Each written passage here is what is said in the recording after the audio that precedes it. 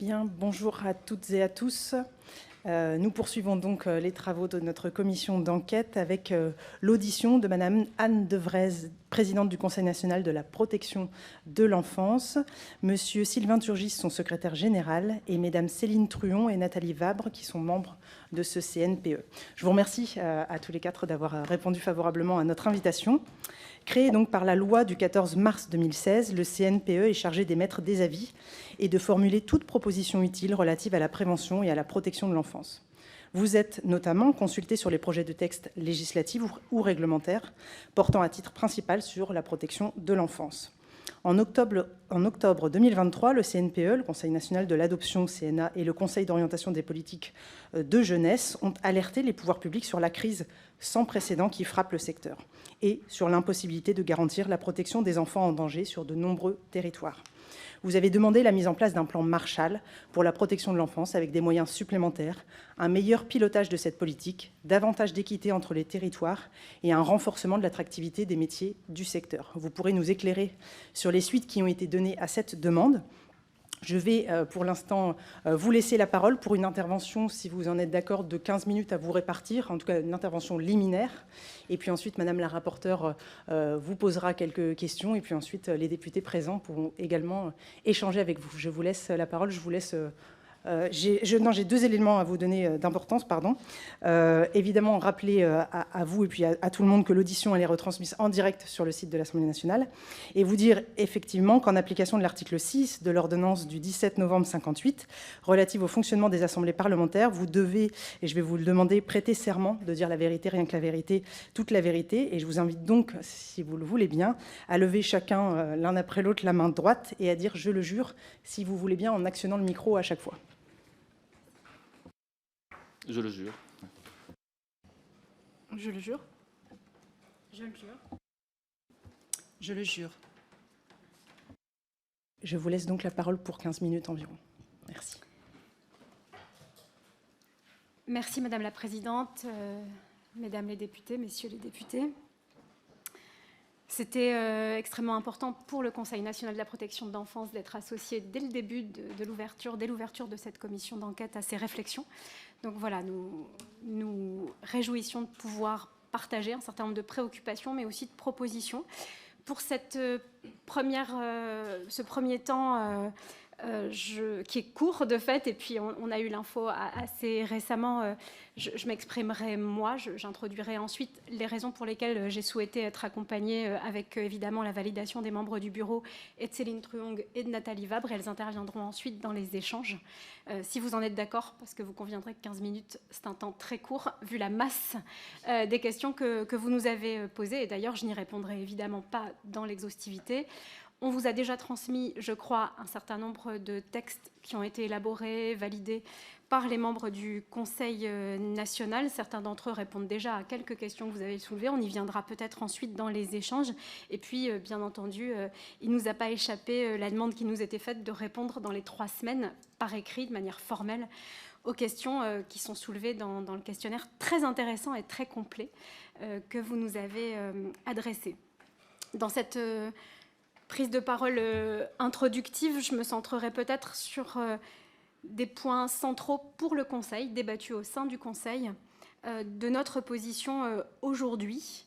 D'abord, peut-être, vous l'avez rappelé, mais insister sur le fait que ce Conseil, et je crois que dans les auditions que vous organisez, c'est un fait assez original, rassemble vraiment les acteurs, tous les acteurs, pourrait-on dire, en tout cas les acteurs principaux de la protection des enfants, et ce, au-delà des appartenances catégorielles, des clivages partisans, les services de l'État, les représentants des collectivités, les associations, à la fois fédérations d'associations gestionnaires d'établissements et services, mais aussi associations qui rassemblent les premiers concernés, les anciens de l'aide sociale à l'enfance, les familles, et puis des réseaux professionnels et des personnes qualifiées. Donc, vous voyez que là où je vous parle, on est dans vraiment une perspective de fédérer les acteurs dans des propositions constructives. C'est vraiment de cette manière qu'on se positionne. Et c'est la raison d'ailleurs pour laquelle, avant même d'entrer dans la question qui nous occupe aujourd'hui, cette crise inédite que connaît l'aide sociale à l'enfance notamment, mais je pourrais dire dès à présent plus largement l'ensemble des institutions qui prennent soin des enfants. Je voudrais d'abord dire un mot des avancées considérables qu'a connues le secteur sur les dernières années. Et probablement, ce rythme d'avancée, largement traduit dans les lois récentes, est une partie de cette période de transition très difficile et à haut risque que nous connaissons aujourd'hui. Ces avancées, elles sont de deux ordres principaux, ce qui a amené les acteurs du secteur à évoquer des changements de paradigme structurants et très récents finalement, même s'ils ont été portés depuis quelques années par différentes lois. Premier changement de paradigme, en termes de gouvernance, on admet aujourd'hui, et je pense que plus personne ne remet en question ce sujet, alors qu'il y a 10 ans, c'était vraiment loin d'être une évidence. On admet aujourd'hui que la politique publique de protection de l'enfance est une politique qui est à la fois interministérielle et décentralisée. Et là où, à la naissance du CNPE en 2016, l'idée même d'un conseil national était très débattue, extrêmement contestée, aujourd'hui, je pense qu'on peut dire que cette question est intégrée et qu'on entend désormais peu d'acteurs, quel que soit leur champ d'appartenance, contester le caractère régalien de la protection des enfants en danger. Ça, c'est une avancée considérable qui a conduit à la constitution du Conseil national de la protection de l'enfance, mais qui construit évidemment une gouvernance de cette politique publique qui est complètement renouvelée et qui se traduit concrètement par des avancées très significatives dans le quotidien de vie des enfants. J'en veux pour preuve le fait, par exemple, qu'on a, et ce depuis quelques années seulement, des crédits dans les lois de finances de sécurité sociale qui sont consacrés au titre de la santé à la situation des enfants protégés. Un décret très récemment sur la question de la nécessité de mesures spécifiques pour les enfants de l'aide sociale à l'enfance dans la scolarité. En l'occurrence, le décret récent, ce sont des critères plus favorables dans l'examen des candidatures et des choix d'orientation des enfants de l'aide sociale à l'enfance dans Parcoursup. Donc vous voyez, on vous parle de choses très concrètes, c'est-à-dire que les questions relatives à la prise en compte des besoins fondamentaux des enfants confiés à l'aide sociale à l'enfance et même plus largement des enfants protégés sont de fait, ces dernières années, devenues des priorités dans le champ des politiques publiques régaliennes. Ça, évidemment, c'est un premier changement de paradigme pour tous ceux qui pensaient que le département était le seul chef de file de la protection de l'enfance, un terme qui d'ailleurs n'est pas dans la loi. Le département est chef de file de l'action sociale, ce qui n'est pas la même chose. Et depuis quelques années, on sait que la protection des enfants en danger n'est pas réductible au champ de l'action sociale, même s'il y est évidemment très lié. Et on voit effectivement de plus en plus considérer le fait que la protection des enfants en danger, c'est un champ et un enjeu de politique publique en santé, un enjeu de santé publique, mais c'est aussi un enjeu en termes d'insertion sociale et professionnelle plus largement. Ça, c'est le premier changement de paradigme sur lequel il faut insister, qui est à l'œuvre, qui n'est pas complètement encore intégré, mais qui se traduit déjà concrètement par un certain nombre d'avancées. Le deuxième changement de paradigme, qui consiste dans une avancée considérable ces dernières années, c'est ce qu'on a pu appeler le recentrage de cette politique publique sur l'enfant, la prise en compte de ses besoins fondamentaux dans le respect de ses droits. On peut dire que traditionnellement, on était dans un système largement centré sur les défaillances parentales et on bascule à un système beaucoup plus centré sur la question de la prise en compte de ces besoins fondamentaux dans toute leur diversité.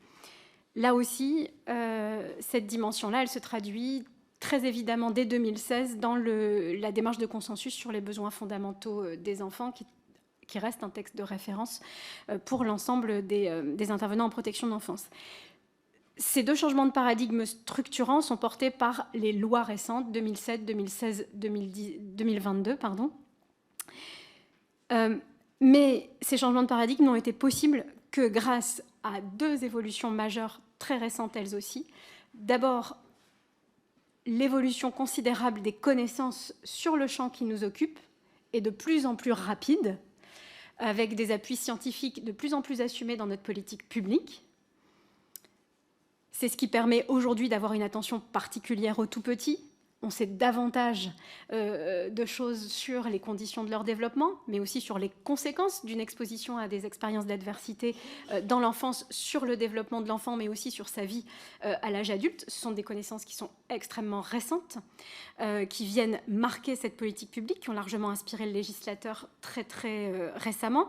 Des recherches encore insuffisantes, mais plus nombreuses ces dernières années sur le champ précis des enfants de l'aide sociale à l'enfance, qui les sort relativement de l'invisibilité dans laquelle ils étaient. Donc des connaissances de plus en plus précises. On peut en donner l'illustration autour du programme 1000 jours, par exemple, mais pas seulement, on y reviendra ensuite.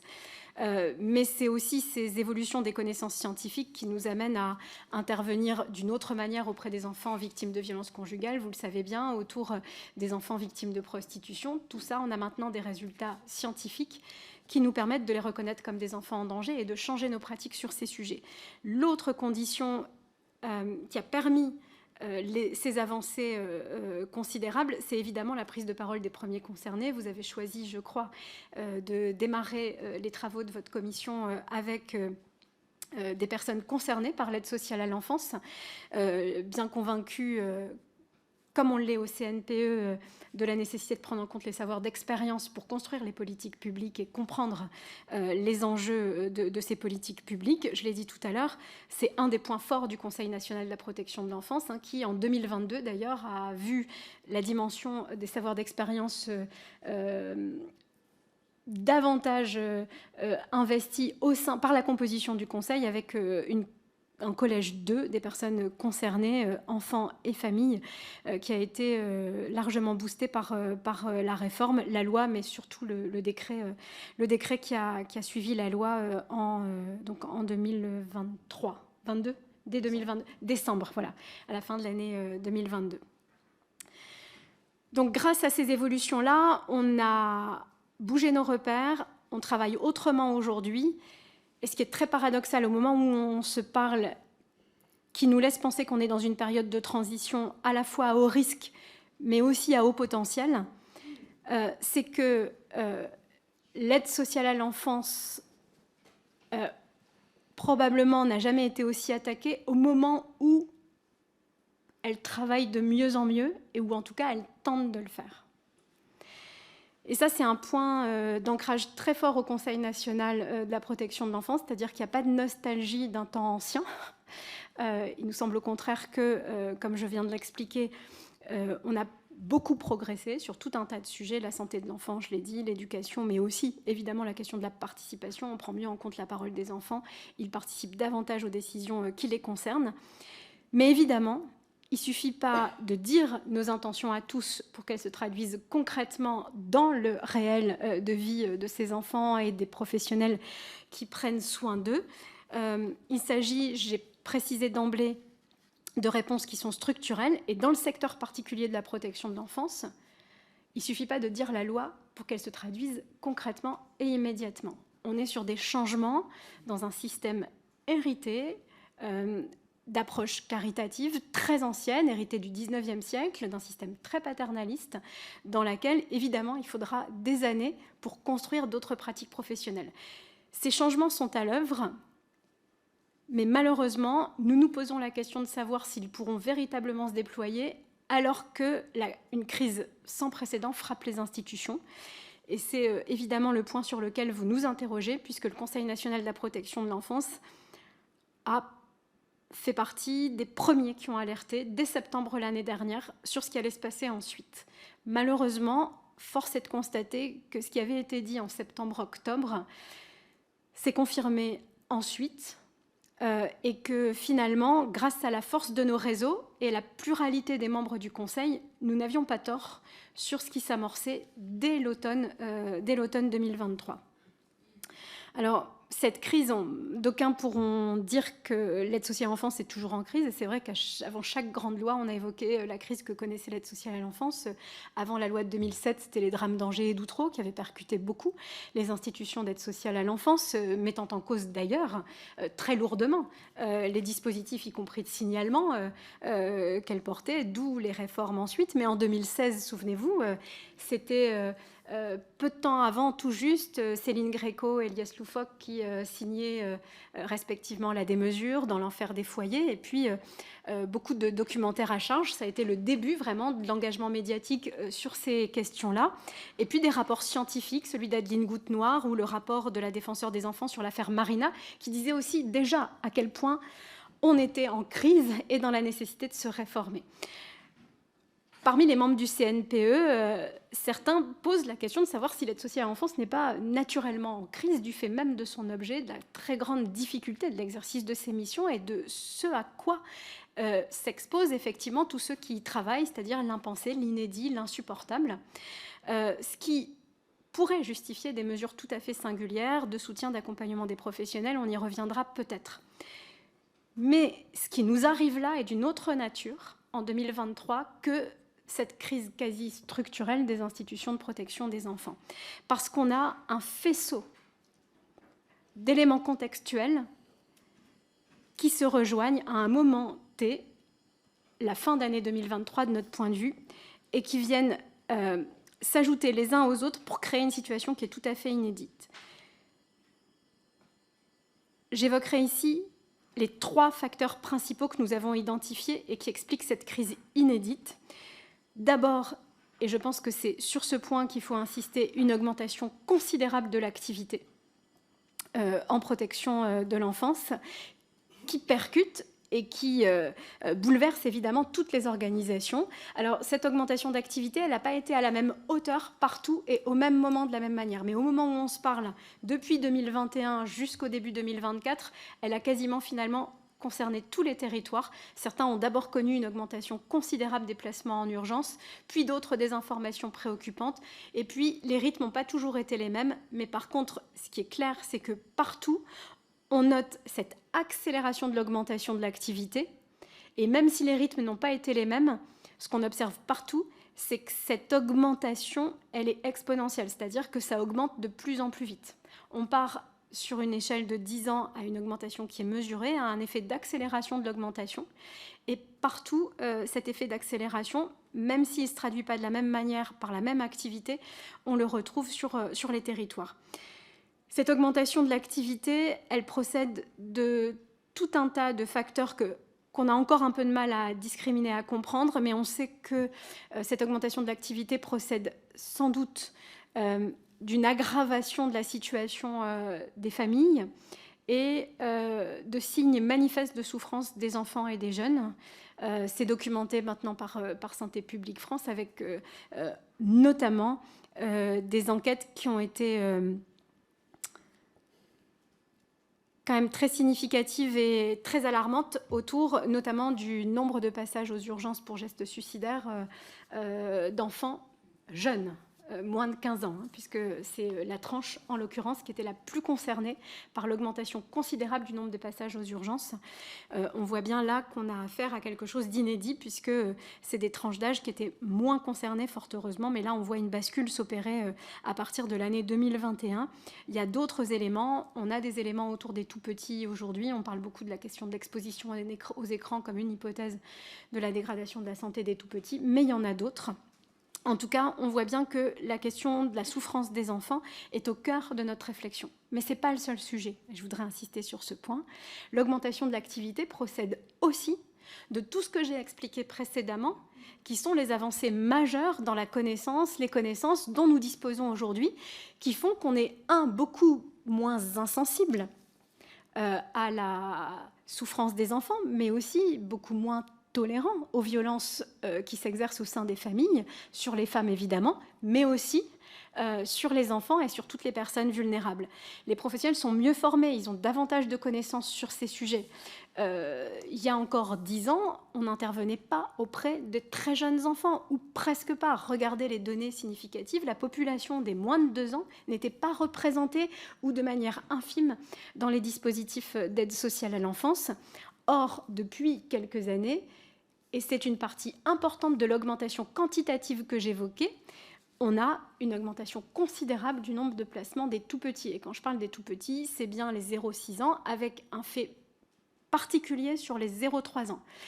Quand on parle globalement d'augmentation d'activité d'un point de vue quantitatif, on parle de jusqu'à plus 20, plus 30% en flux, d'augmentation du nombre d'entrées d'enfants en placement par rapport aux années de référence, on va dire, d'avant la crise sanitaire, en moyenne mensuelle d'entrée en accueil d'urgence. Et ces placements en urgence concernent, pour une majorité d'entre eux, de très jeunes enfants. Je ne suis pas extrêmement précise. Je pourrais en parler longuement, mais ce n'est pas l'objet aujourd'hui. Je sais que ça fait partie des questions que vous avez soulevées, on y répondra. Je ne suis pas très précise parce qu'on manque cruellement de données fiables dans le champ de la protection de l'enfance, mais je sais que vous avez avant nous déjà procédé à des auditions, notamment de l'adresse, je crois, qui vous a peut-être renseigné sur ce qui se passait il y a 2 ans, mais dans le contexte de l'accélération de l'augmentation que j'évoquais. Quand on parle de 2022, on est déjà à côté de la plaque, pardon de m'exprimer un peu vulgairement, mais par rapport à ce qui est en train de se passer là au début de l'année 2024.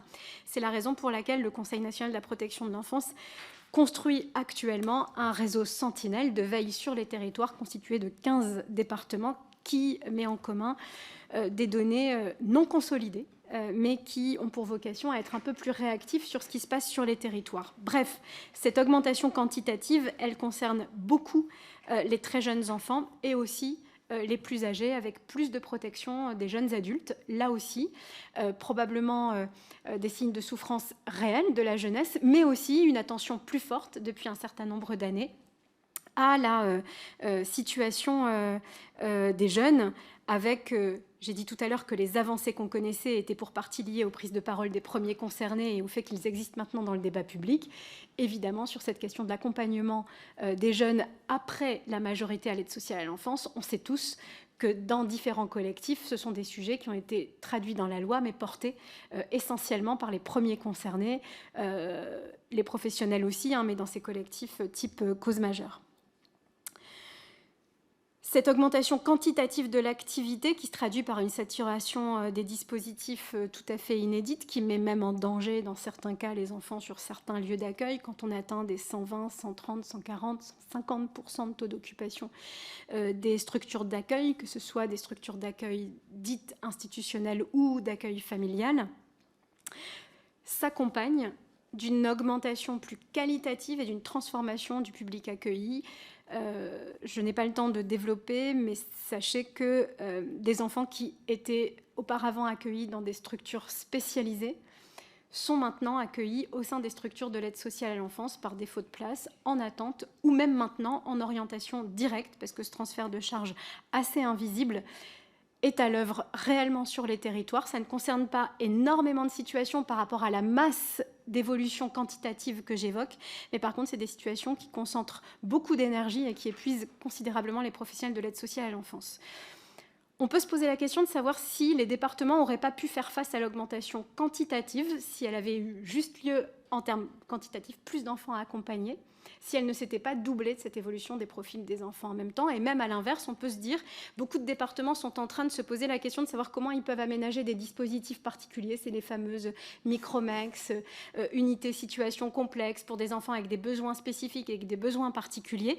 Mais force est de constater que de nombreux territoires ne font pas face à ce double défi, à la fois de faire face à l'augmentation du nombre de situations à protéger et en même temps sur la nécessité de faire évoluer les structures pour prendre en compte les besoins spécifiques et les besoins particuliers.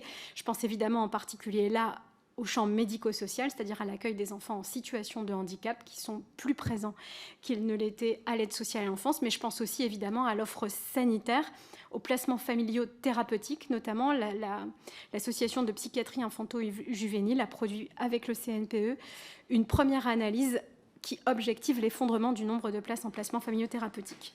Cette crise, aujourd'hui, peut-être qu'on pourrait y faire face si elle ne se doublait pas de 2 autres facteurs de déstabilisation massifs, avec une crise des ressources considérable de l'aide sociale à l'enfance, crise des ressources humaines, c'est la fameuse crise de l'attractivité des métiers du soin et de l'accompagnement, qui se traduit depuis plusieurs mois maintenant, mais avec un effet d'accélération par des taux de vacances de poste qu'on n'a jamais connus dans le secteur de la protection de l'enfance, jusqu'à 30% sur les MEX, ce qui évidemment contraint beaucoup l'accueil dans le contexte que j'ai évoqué tout à l'heure, mais aussi une crise d'attractivité des métiers liée à des conditions de travail difficiles.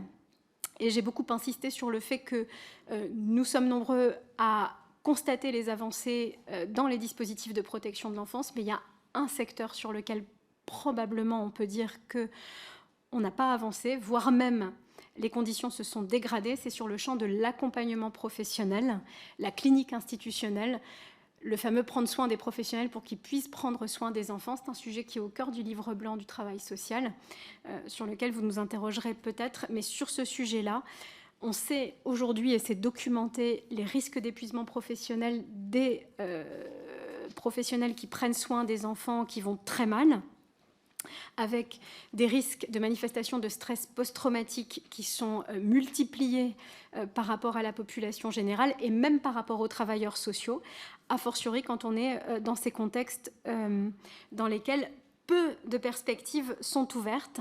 Donc, augmentation de l'activité, crise des ressources humaines et crise des financements. Ça, c'est la fin de l'année 2023. Ça bascule à l'automne 2023. On sait à l'automne 2023. Et au CNPE, nous alertons au moment même où, quand même, il nous semble qu'au niveau de l'État central, on n'a pas en tête cette question. Les ressources des collectivités sont en train de s'effriter. Les résultats des DMTO, c'est-à-dire des recettes liées aux droits de mutation à titre obligatoire, sont revus à la baisse en cours d'année pour l'année 2023 et les perspectives 2024, dès l'automne 2023, sont annoncées comme étant catastrophiques. Et là, on lève un autre sujet, qui est un point sur lequel on veut beaucoup insister auprès de cette commission, c'est que finalement on se rend compte, comme l'audace d'ailleurs l'avait identifié, que la protection de l'enfance est probablement la politique publique pour laquelle les départements ont la charge nette la plus importante. C'est-à-dire que c'est la politique publique sur laquelle on va chercher leurs ressources propres le plus fortement, c'est la politique publique la moins compensée. Or, les recettes des collectivités, c'est les droits de mutation à titre obligatoire. Et là, je vais faire très court, presque démago, mais c'est pas faux. On se trouve dans une situation où, globalement, les moyens alloués à un enfant dépendent, peu ou prou, du nombre de transactions immobilières qui se tiennent sur un territoire. Et là, on souligne l'aberration d'un système dans lequel on n'a pas revu ce qu'étaient les modalités de financement de cette politique publique.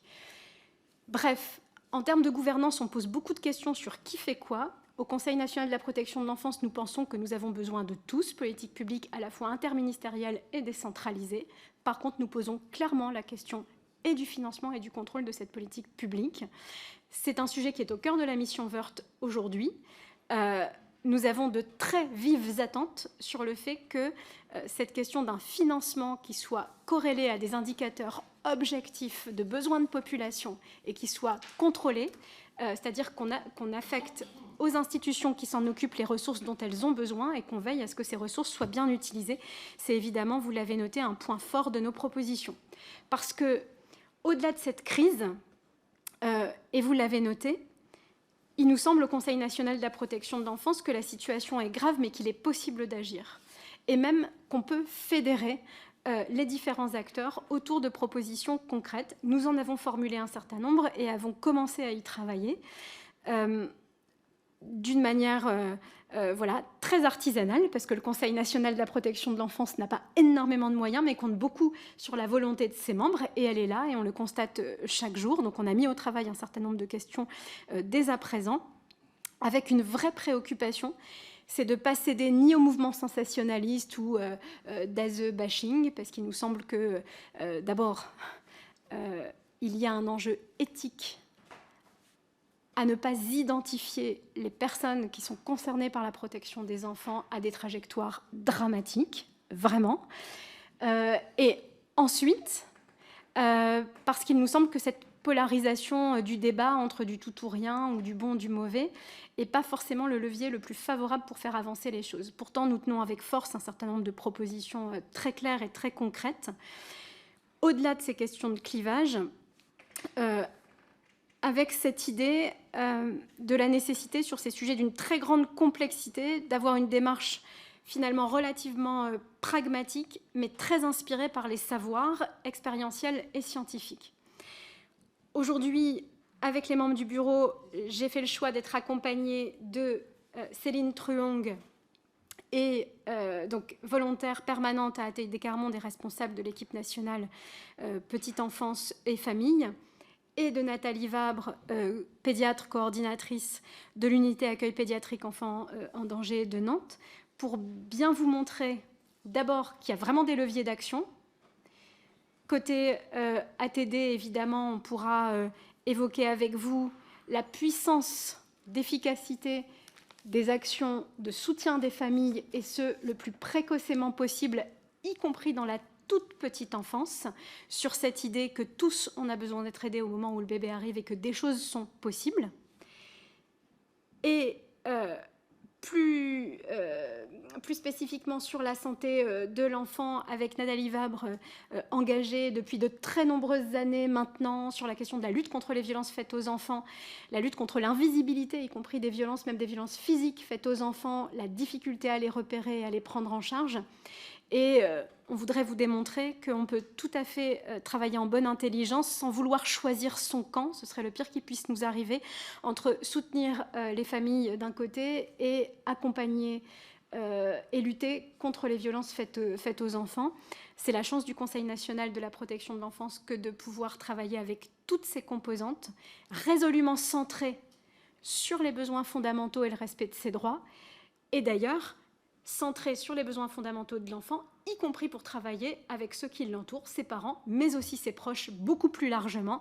Et donc résolument convaincu qu'il faut aller au bout de ce changement de paradigme qui consiste à se centrer sur l'enfant bien plus que sur les défaillances de ses parents, même quand on travaille avec les détenteurs de l'autorité parentale. Voilà. Donc, on avait convenu que je faisais cette introduction générale, évidemment, et Céline, et Nathalie, et Sylvain interviendront dans les questions sur les sujets qui les concernent. Merci beaucoup. Je passe sans plus tarder la parole à Madame la rapporteure. Merci.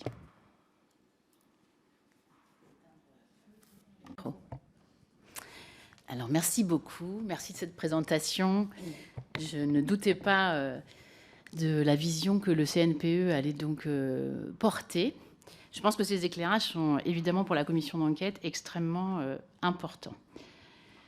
À ce moment de l'explication, je ne vais pas reprendre quelques sujets qui ont été évoqués. Je vais poursuivre sur quelques points. Tout d'abord parce que de 2014 à 2024, ça fait 10 ans que les acteurs, les législateurs sont particulièrement engagés sur le sujet de la protection de l'enfance. Si à l'échelle nationale, on a pu évidemment mettre en place le Conseil national de la protection de l'enfance, on voit que la question de la gouvernance a toujours été un sujet. In fine, aujourd'hui, à travers les crises multiples que nous rencontrons, cette commission d'enquête, au niveau de son intitulé, elle est bien précisée sur les manquements des politiques publiques en protection de l'enfance. Parce qu'in fine, au bout de 10 ans, on s'aperçoit qu'on est toujours dans des crises majeures, que les évolutions nationales ne se sont pas toujours traduites sur les territoires, parfois loin de là, que la situation croisée des multiples crises a amené le CNPE à juste titre, et nous sommes nombreux à avoir soutenu la conférence de presse qui a été faite en décembre après le lancement du plan, l'annonce du plan Marshall, avec des propositions très concrètes. Mais ensuite, en décembre, il y a le CNPE, l'UNIOPS, le COJ, qui disent alerte maximum, là on va dans le mur. Il y a les départements, pour certains, qui se mobilisent et qui demandent des états généraux. Nous sommes quelques mois plus tard, en 2024, face à la situation qui est celle que nous connaissons, qui sur le terrain, pour certains enfants, pour certaines équipes, pour certains présidents de département, et j'en ai croisé encore un tout à l'heure, ils rajoutent des millions d'euros tout en sachant que la situation n'avance pas pour résoudre les problématiques qu'ils rencontrent, malgré les millions qu'ils ajoutent et qu'ils vont encore ajouter.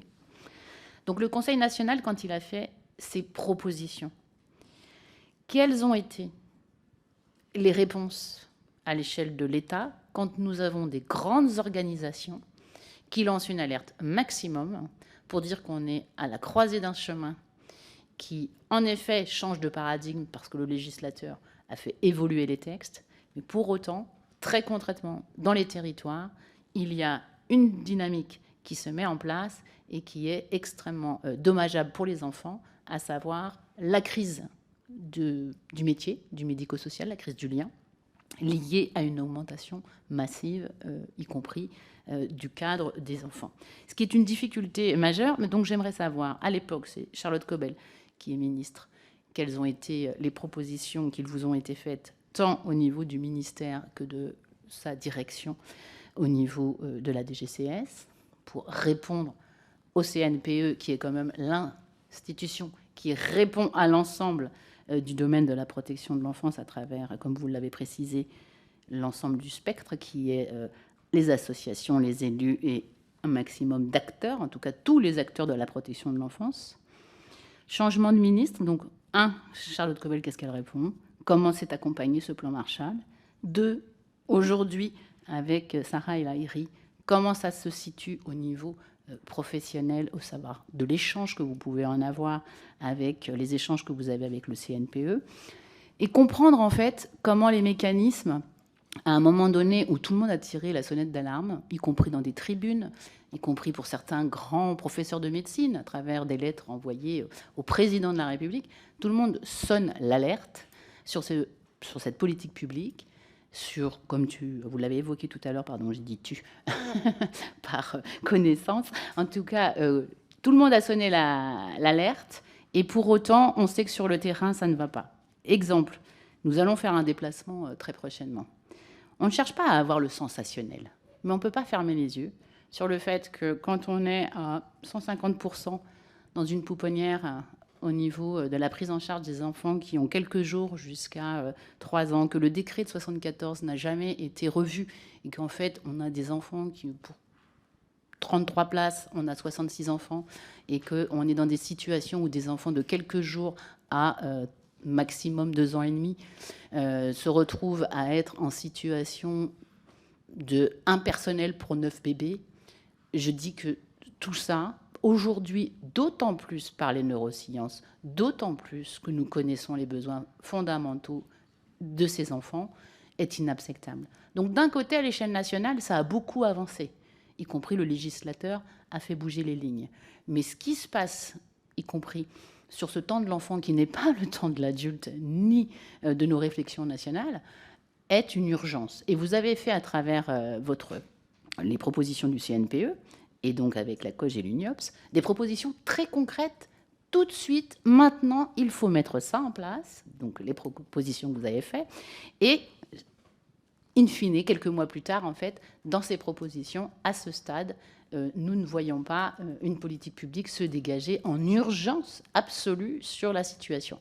Donc j'aimerais connaître quelles ont été les réponses qui ont été faites, et sur les manquements des politiques publiques, il est très important que l'on puisse avoir, y compris sur les questions de professionnels, donc en formation. On souhaite aussi dans cette commission d'enquête accéder à quelque chose qui jusqu'à présent n'avait jamais été fait, c'est-à-dire formation professionnelle et le contenu, y compris avec les régions, puisque en fait les régions, on les a rarement échangées avec elles dans le cadre d'un rapport, ou en tout cas elles n'apparaissent pas dans les sujets de la protection de l'enfance, alors qu'elles sont au cœur aussi du secteur du médico-social et de la formation.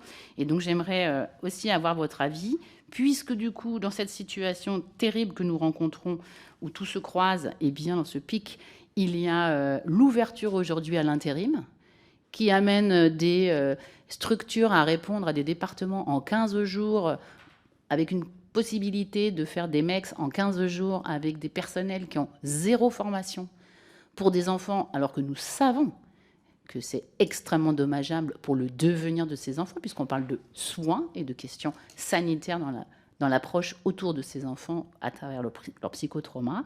Donc on voit une dérive qui est en train de se faire.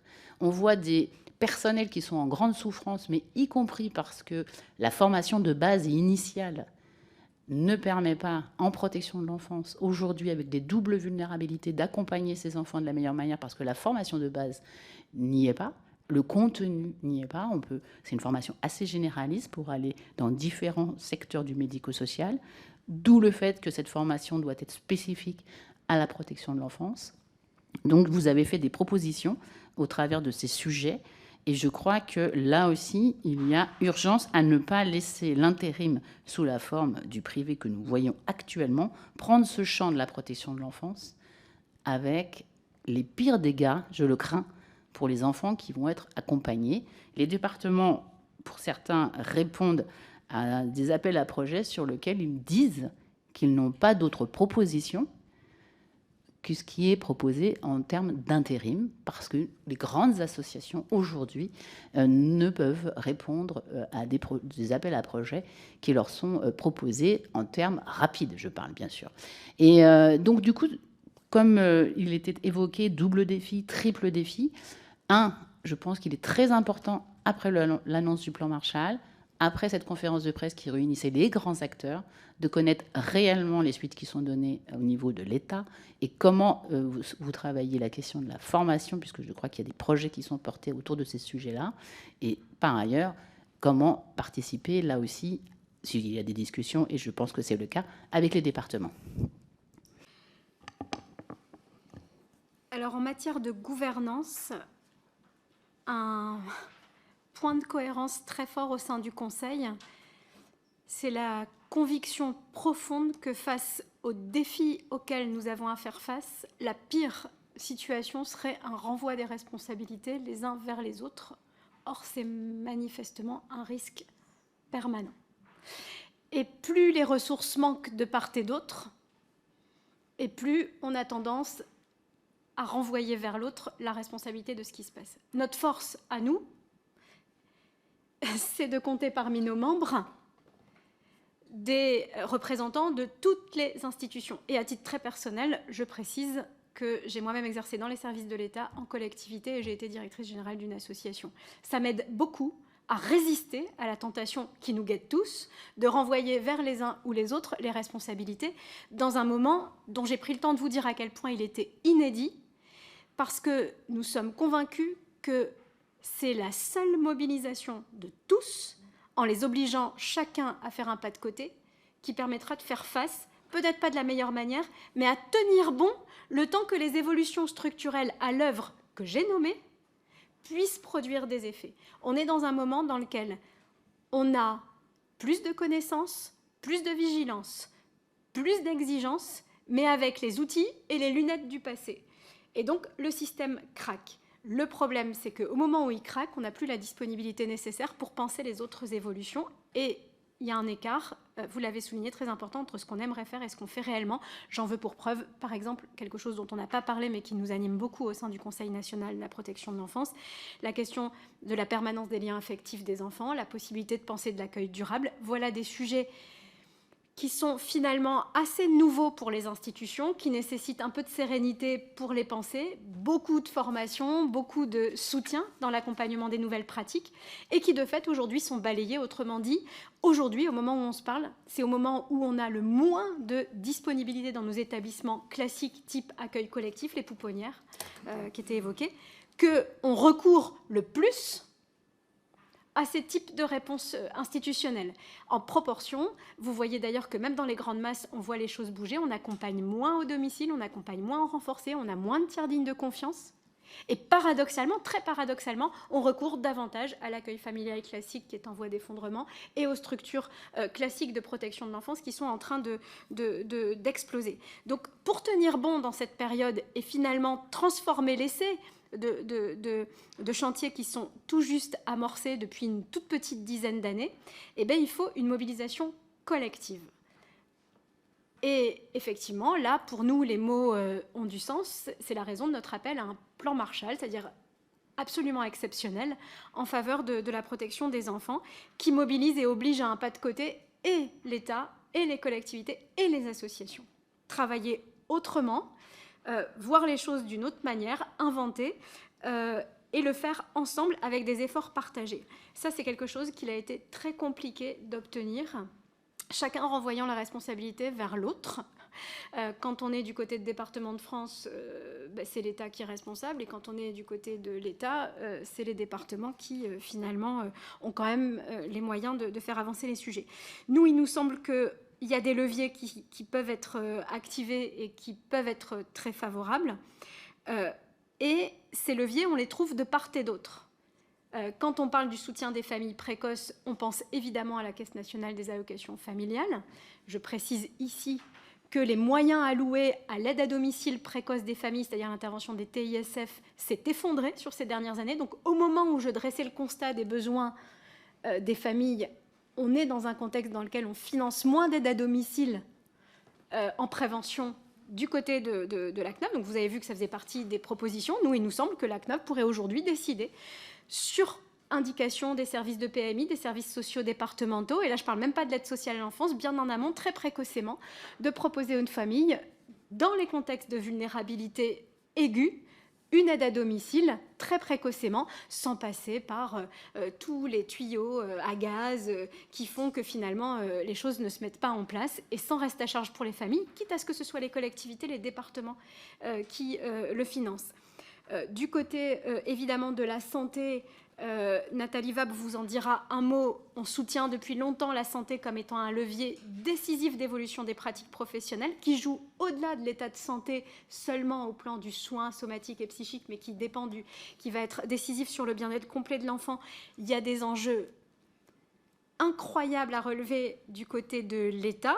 On attend beaucoup de la restitution des assises de la santé de l'enfant, dont on a attendu quand même l'atterrissage pendant des mois. Il a fallu faire beaucoup de lobbying. Donc là-dessus, on a très très peur. On a à la fois envie d'être à la fin de cette semaine et en même temps on craint beaucoup cette fin de semaine parce qu'on a de grosses attentes autour de la mise en place effective des parcours de santé coordonnés. Nathalie en dira un mot après. Sur l'insertion sociale et professionnelle des jeunes, vous avez vu qu'on fait des propositions équilibrées. Il faut que les départements ne se posent plus la question de poursuivre l'accompagnement éducatif au-delà des 18 ans. C'est d'ailleurs une obligation légale depuis des années. Mais j'en profite pour faire une petite parenthèse. Dans toutes les avancées que j'ai nommées, la plupart ont été répétées plusieurs fois dans les lois récentes. Le grand exercice du législateur que vous êtes, c'est de redire la loi. Ne pas séparer les fratries, ça fait 20 ans que c'est une obligation légale. Évaluer les ressources de l'environnement des enfants, ça fait une bonne dizaine d'années que c'est en tiré 1 du code civil, au titre de l'autorité parentale. La possibilité de faire des CPOM, c'était déjà inscrit dans la loi d'avant. Alors, il y a un effet bénéfique à remettre le projecteur sur ces sujets, à préciser ces dispositions. Mais ce que je veux dire, c'est qu'effectivement, il faut qu'à un moment donné, on se pose y compris la question du comment, et pas seulement la question de l'intention. La question du comment, par exemple, là, en l'occurrence, sur le rapport COG-CNPE, montre qu'on a tout intérêt pour accompagner les jeunes majeurs à avoir un effort conjoint de l'État et des départements, avec la possibilité pour les jeunes majeurs qui sont accompagnés par l'aide sociale à l'enfance d'avoir une allocation minimale, et c'est bien à l'État régalien de le garantir, et puis par contre au département la responsabilité de poursuivre l'accompagnement. Tout ça, c'est des choses qu'on a formulées, qui ont suscité de l'intérêt, mais qui ne se sont pas traduites concrètement à ce stade. Je précise que voilà, on a veillé à ce que on se dise que et l'État et les départements devaient faire un effort dans ce champ-là. C'est des sujets qui n'ont pas vu de traduction immédiate, mais qui ont donné lieu à l'ouverture d'un certain nombre de chantiers. Pour être précise, par rapport à la question « qu'est-ce qui a été fait de vos propositions ?», dont j'ai rappelé qu'on avait essayé de faire en sorte qu'elles soient réalistes et équilibrées, c'est-à-dire ne pas renoncer à être ambitieux, mais quand même faire en sorte que ce soit des choses concrètes et faisables. Pour les mesures immédiates, celles qui visaient à garantir la continuité du service sur les territoires, on n'a pas été entendu. Sauf marginalement, mais trop marginalement pour qu'on puisse considérer qu'on ait été entendu. Quand je dis marginalement, c'est sur un territoire, la protection judiciaire de la jeunesse, qui va donner un coup de main à l'aide sociale à l'enfance pour exercer telle ou telle mesure, faire de l'investigation, etc. Mais sinon, globalement, dans les mesures immédiates du plan Marshall, elles ne se sont pas traduites. Dans les chantiers structurels, il ne vous a pas échappé que nos propositions ont été reprises comme les thématiques des chantiers État-département qui ont été ouverts par la Première ministre à la fin de l'année dernière et dont on nous dit qu'ils devraient aboutir à des propositions en juin de cette année, s'agissant des chantiers structurels. Donc, évidemment, on ne perd pas courage. On s'était réjoui du fait que l'État et les départements se parlent Et ça, c'est une bonne nouvelle, mais on ne voulait pas qu'on laisse tomber tous les autres acteurs, donc on a dû réintervenir en disant c'est pas parce qu'on a trouvé que le fait que l'État et les départements se parlent sur les sujets fondamentaux qu'on a soulevés, le fait que ce soit une bonne nouvelle n'empêche pas évidemment d'associer tous les acteurs. Donc ça, c'est manifestement quelque chose qu'on a obtenu, et au début de l'été, on aura probablement une séquence de discussion des contenus, des restitutions, des groupes de travail sur les 7 chantiers. En attendant, on a décidé de ne pas attendre pour que nous nous mobilisions dans le secteur. Et sur la dimension RH, c'est cet exemple que je vais prendre, même s'il y a d'autres exemples, puisque c'est là-dessus que j'ai été interrogée. Il nous semble qu'il y a des choses à faire. Il y a des choses à faire en matière d'attractivité des métiers. Il y a des choses que nous ne pouvons pas faire, mais que nous pouvons appeler, c'est la question des salaires. C'est-à-dire que sur la question des salaires, le CNPE n'a pas de marge de manœuvre, ou quasiment pas. On aime quand même à rappeler qu'un éducateur, en 1970, gagnait 2,5 fois le SMIC. Aujourd'hui, avant le Ségur, il commençait à 1 400 €, catégorie A. Avant le Ségur, 1 400 €. Là, c'est un petit peu plus, 1 500, 1 600 €. Mais vous voyez que le décroché, en un espace de temps finalement assez court, est quand même assez important. Donc cette question, elle est réelle. Ce n'est pas seulement la question des pouvoirs publics, c'est aussi la question des partenaires sociaux, hein, puisque les négociations en cours de révision du champ conventionnel patine depuis maintenant des années. Donc la question même de la volonté, là, c'est pas un sujet non plus facile, mais cette question-là, elle est posée. Donc nous, si on sort cette question qui est fondamentale, mais qui n'est pas en notre pouvoir de régler, on s'est dit qu'on pouvait probablement faire des choses avec les acteurs qui sont au sein du Conseil, au moins pour diversifier les recrutements, avec une aphoris qui est le réseau des écoles de travail social. On a donc lancé l'idée de recruter autrement que par Parcoursup en école de travail social des travailleurs sociaux. C'est une des pistes qu'on soulève aujourd'hui. En gros, l'idée, ça serait d'aller chercher des étudiants en licence de sciences humaines en 2e année pour leur permettre de vivre une formation d'1 année qui valide leur niveau licence et qui soit directement liée aux besoins fondamentaux d'accompagnement des enfants. Je précise que cette initiative, là où elle est intéressante, et que ça, c'est quelque chose d'assez nouveau, et nous, on peut le faire au CNPE parce qu'on a toutes les parties qui composent le Conseil. Il faut maintenant qu'on ait l'agrément de l'État, et on va essayer de l'obtenir. C'est qu'en fait, on installe un continuum de formation entre les employeurs, les universités et les écoles de travail social, depuis du pré-recrutement en salariant les élèves en formation, jusqu'à l'accompagnement à la prise de fonction et ensuite la formation continue. C'est un projet qui a suscité immédiatement un énorme engouement, preuve que quand on veut bien se donner la peine d'ouvrir des possibilités de réfléchir et de penser, que ce soit ce projet en l'état qui donne des résultats ou un autre, n'empêche que ce que je peux dire ici, c'est que je peux témoigner du fait que d'avoir ouvert des perspectives de travail, ça a suscité énormément d'enthousiasme et beaucoup d'envie de se mettre au travail de la part des uns et des autres, et on va faire le forcing pour que cette expérimentation soit validée par la DGCS. On a aussi beaucoup d'espoir autour de l'apprentissage, des pré-recrutements. Enfin voilà, on travaille vraiment ces sujets avec les employeurs et les écoles de travail social. Pardon. Juste 2 compléments sur les questions, et ensuite je donne la parole à mes collègues. Sur les décrets de la loi 2022 d'Adrien Taquet, il y a certains décrets qui, évidemment, ne sont actuellement toujours pas sortis. La question a été posée au DGCS, mais il serait intéressant de savoir si le CNPE donc, avait été saisi, je crois que ça a été le cas sur les normes, avoir votre avis, toujours dans l'esprit de cette commission d'enquête, sur les blocages. C'est le seul secteur, on le sait depuis toujours, qui n'a jamais eu de normes, comme c'est le cas dans l'ensemble du secteur médico-social à travers la protection de l'enfance, mais aussi les domaines plus larges des métiers du lien. Et puis, cette demande que moi j'ai formulée, que j'ai ajoutée, qui était donc le décret de 74, que je trouve évidemment aujourd'hui, au regard de la santé et de nos connaissances sur les besoins fondamentaux des enfants, d'être modifié. Donc, du coup, ça fait 3 décrets, 2 qui sont dans la loi d'Adrien Taquet, celui sur les assistants familiaux, celui sur les normes, qui est très attendu, qui est évalué à 1,5 milliard.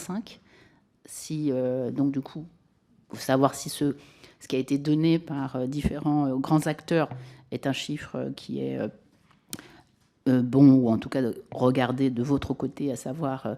mais il est très important que quand le législateur souhaite faire avancer dans le cadre légal des normes qui sont demandées par tout le monde, que l'on puisse, là aussi, parce que ça redonne du sens en termes professionnels, parce que là, on les épuise, on est dans un cercle qui n'est absolument pas vertueux pour les professionnels qui sont en grande souffrance, et donc, du coup, pour beaucoup qui quittent les postes, y compris parce qu'ils n'ont pas envie de rester dans ces conditions-là.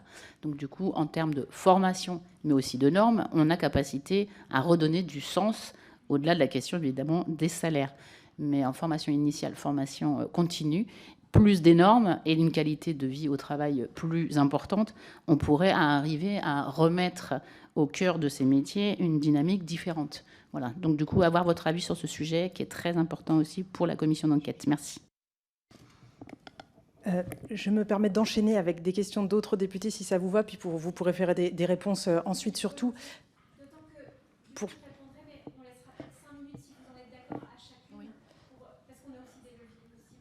Pas de problème. Si, mes chers collègues, vous en êtes d'accord, je commence par Astrid Panosyan-Bouvet qui doit partir juste après. Oui. Et puis ensuite, Monsieur Solignac, Madame Maximi et Madame Lebon. J'avais 3 questions, mais courtes, de précision en fait. Sur la question des suicides des adolescents, vous avez indiqué un pic. Est-ce que c'est parce que c'est aujourd'hui mieux documenté qu'avant et comment vous expliquez cette augmentation? Ça, c'est une première question. Ensuite, on a beaucoup parlé des taux de vacances, des sujets d'attractivité de ces métiers. La question, c'est où vont ces personnes, en fait? Quelles sont les alternatives de ces professionnels et vers quel autre métier se dirigent-ils sur des choses très différentes, en fait, juste pour comprendre également l'environnement, quelque part, concurrentiel de recrutement. Et enfin, il y a eu beaucoup de discussions dans les médiatiques sur le poids des MNA, des mineurs non accompagnés. Et je voulais, donc aussi beaucoup de fantasmes autour de ça, je voulais vraiment avoir votre appréciation du poids dans l'augmentation. Est-ce que ça en fait partie ou pas, et comment est-ce que c'est appréhendé, notamment pour les quelques départements qui font face à cette augmentation. Voilà, merci. Merci Madame la Présidente. Mesdames les Présidentes, cet exercice est toujours extrêmement frustrant, et pour vous et pour nous, parce que vous avez beaucoup de choses à vous dire, et nous, on a beaucoup de questions à vous poser. Donc, je vais essayer de les ramasser. J'en aurai 3. Il se trouve que cette commission d'enquête a traité, comme l'a rappelé la rapporteure tout à l'heure, des dysfonctionnements et des manquements.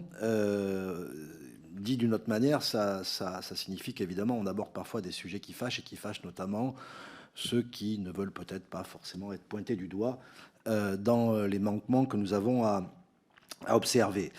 Il y a dans ce sujet qui nous intéresse une question budgétaire, vous l'avez d'ailleurs évoqué, et moi j'ai une question qui fâche peut-être, et qui en tout cas qui est assez directe. Est-ce que vous considérez que les budgets protection de l'enfance constituent parfois une variable d'ajustement dans les budgets de certains conseils départementaux?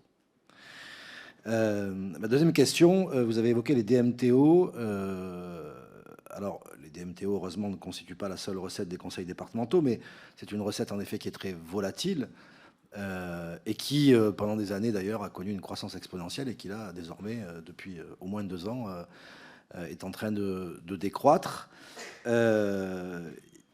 Incontestablement, il serait pertinent de songer à sécuriser ces recettes, en tout cas les recettes dédiées à la protection de l'enfance. Est-ce que vous avez sur cet objectif de sécurisation des choses à nous dire? Vous avez évoqué un plan Marshall en faveur de la protection de l'enfance, c'est le terme que vous avez employé. Et quand on évoque un plan Marshall, on évoque essentiellement des besoins et donc des dépenses. Et ce qui nous intéresse aussi, c'est la question des recettes. Puis la dernière question, vous avez évoqué la crise des ressources humaines. Est-ce que vous pourriez nous en illustrer les conséquences qui sont toujours des conséquences regrettables, voire parfois dramatiques. Mais je crois que notre commission d'enquête a aussi besoin de mettre derrière des termes tels que crise des ressources humaines, besoin de pouvoir les illustrer très concrètement dans leurs conséquences. Merci. Je vous remercie. Bonjour et merci de votre introduction qui est évidemment éclairante pour notre commission, même si évidemment toutes les personnes que nous recevons ici, personne ne dit que tout roule en protection de l'enfance. Au contraire, il y a un véritable consensus, que ce soit d'ailleurs des employeurs, des salariés ou des institutions, pour dire qu'on est dans un moment très grave de ce secteur-là. Moi, j'ai essayé de qualifier ça d'effondrement. Je crois que ça a aussi été le cas ça a été repris et dit par d'autres acteurs importants de la protection de l'enfance. Et je vous rejoins sur le fait qu'on est sur une ligne de crête aussi avec cette commission d'enquête pour ne pas entretenir une espèce de défiance, voire de complotisme vis-à-vis de l'aide sociale à l'enfance, qui existe, mais que je pense est entretenue justement par l'inaction des pouvoirs publics aujourd'hui qui entretiennent justement le fait que les placements sont de plus en plus mal exécutés, voire non exécutés, et que du coup des familles peuvent se dire que leurs enfants seraient mieux avec eux qu'en protection de l'enfance, alors que évidemment ils relèvent de la protection de l'enfance. Donc il y a à mon avis une vraie urgence justement pour ne pas entretenir cette défiance et ce complotisme qui prend beaucoup d'ampleur dans les réseaux sociaux notamment. Moi je voulais vous interroger, mais ça a déjà été aussi fait par la rapporteure, mais je pense qu'il y a j'ai besoin de comprendre aussi les responsabilités en fait de ces défaillances et de ces manquements, et je pense que c'est aussi notre rôle de parlementaire de bien pointer, non pas, on n'est pas un tribunal, mais en tout cas de comprendre qui est responsable. Et je vais prendre un exemple très, très concret. La loi de 2022, avec le décret qui n'a jamais été pris sur les placements, l'interdiction des placements hôteliers. Je suis élue du Puy-de-Dôme, je suis éducatrice spécialisée en protection de l'enfance, et donc j'ai pris de plein fouet le suicide de Lily dans mon département.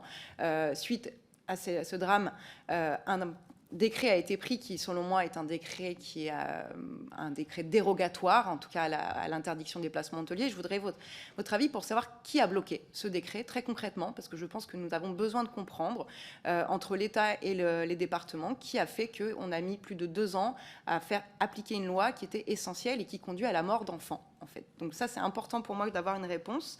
Une autre chose, c'est que, vous le dites, évidemment, il ne faut pas qu'on passe notre temps à que l'État et les départements se renvoient la balle en termes de compétences, mais du coup, nous nous rendons compte qu'il y a quand même 101 politiques de protection de l'enfance dans notre pays, et comment améliorer justement ça, c'est-à-dire comment aussi garantir une égalité territoriale dans les placements.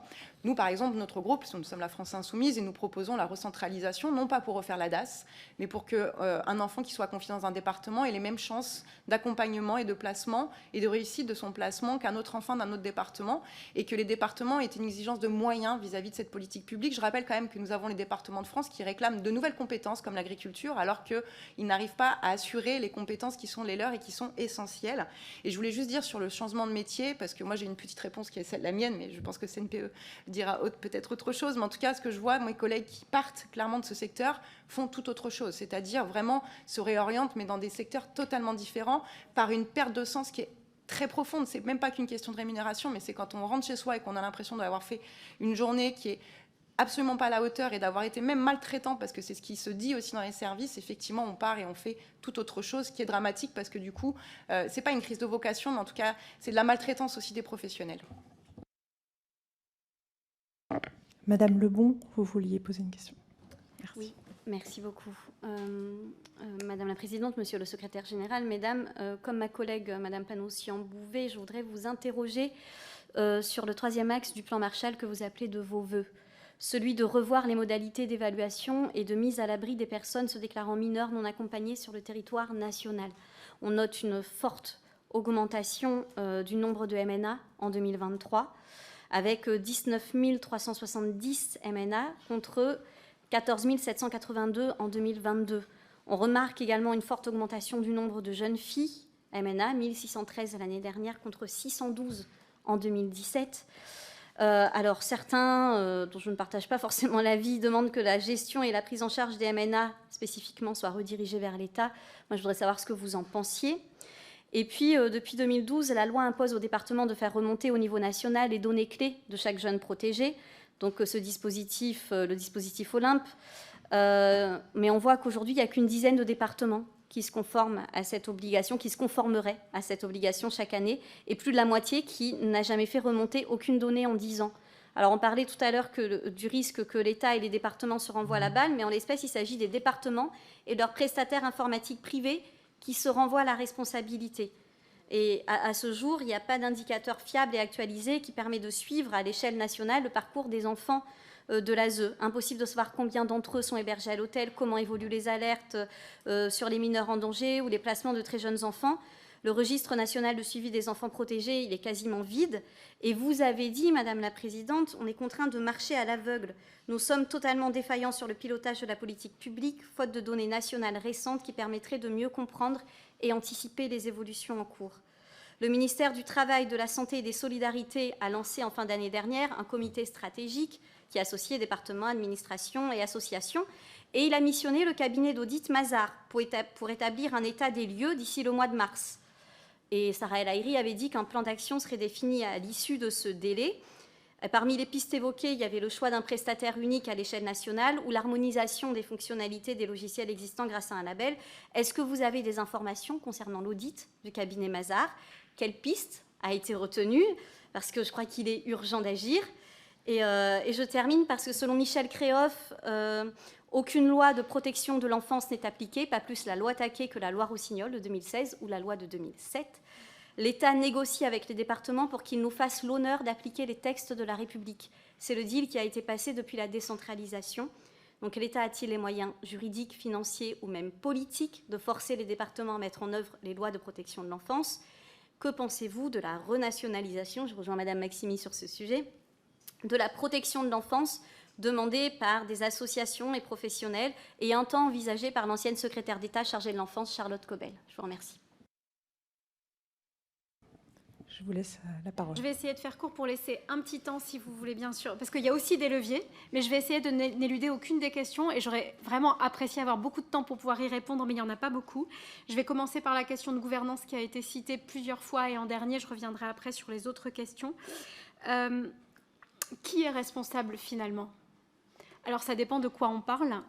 Je reviens sur mon idée, parce que c'est un point d'équilibre qu'il a été difficile de trouver et qui doit être le bon, c'est-à-dire à la fois interministériel et décentralisé. Plutôt du compétence de solidarité, c'est bien la responsabilité des départements, mais dans le champ de la santé des enfants, de la scolarité des enfants, avec des déterminants quand même et des indicateurs qui sont très dévalorisés, c'est bien la responsabilité de l'État. Et dans tous les cas, j'insiste, c'est bien le ministre chargé de cette affaire qui est questionné par le Comité des droits de l'enfant des Nations Unies. Et donc, par substitution, le préfet de territoire qui est responsable de la situation dont il est question, même dans un État décentralisé. À un moment donné, l'État régalien répond d'un certain nombre de situations. Et je rappelle que le préfet, de toute manière, est responsable de la situation de danger, dès lors que la santé, la moralité pourraient être compromis sur son territoire, a fortiori d'une personne vulnérable. Donc voilà, j'y reviens, il n'est pas question pour nous de dissocier les champs. Mais pas non plus dans l'autre sens. Vous dites qu'il y a 101 politiques publiques de protection de l'enfance, c'est vrai. On pourrait parler de la régularisation des mineurs non accompagnés ou de l'accueil en unité d'accueil pédiatrique enfants en danger. Je peux vous dire que suivant que j'habite à Lille ou à Nantes, je ne serai pas du tout reçue de la même manière suivant que je suis un enfant, alors même que derrière, tout le reste de ma vie, il peut y avoir un risque vital. En ce qui concerne la régularisation, ça définit complètement mon projet de vie.